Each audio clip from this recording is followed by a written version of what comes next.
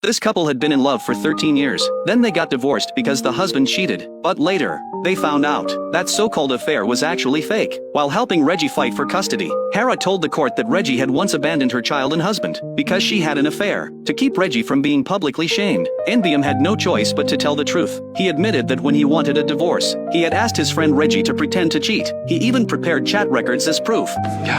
Hera was shocked by this. Even though they were already divorced, they had split up without a clear explanation. Hera still wanted answers. NBM said he was not cut out for marriage. He had grown tired of married life. Hera understood that this was just marriage burnout, but she could not accept that reason. She had imagined all kinds of worse reasons, but she never expected this one. NBM said, only by pretending to cheat would Hera agree to divorce, so he would rather pay a huge settlement. After hearing that, Hera could only think it was ridiculous. After all, they really had loved each other for 10 years, and the first 3 years of marriage were almost free of arguments. Their life was sweet, almost like playing house. But looking back carefully, every time they finished dinner, Hera would find an excuse to leave. When they watched movies together, Hera liked to lean in his arms, but she wanted to watch horror movies, while NBM preferred family dramas. Hera did not like sleeping with the air conditioner on, so NBM would end up too hot to sleep. Taken alone, none of these things were right or wrong, but when you put them all together, they became a real problem. NBM could never say clearly whether he was happy or unhappy. After Hera told her best friend all this, her friend thought NBM was being too sensitive,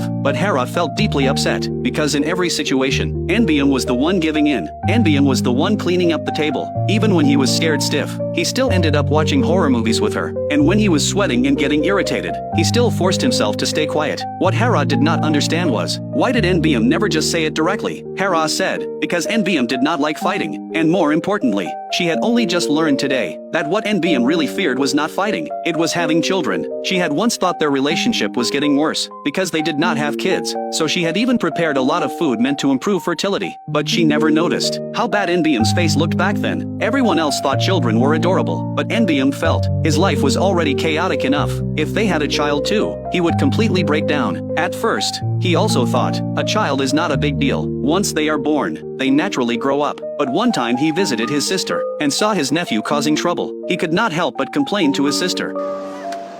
온 김에 네가 봐줘. 누나 눈이 너무 아프다, 동생아.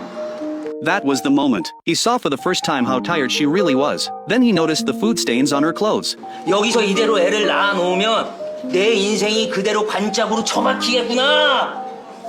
And that shattered his last hope for children. Looking back on all this, Hera actually began to understand NBM, not wanting to keep living with her. That was not a crime, but she was still angry.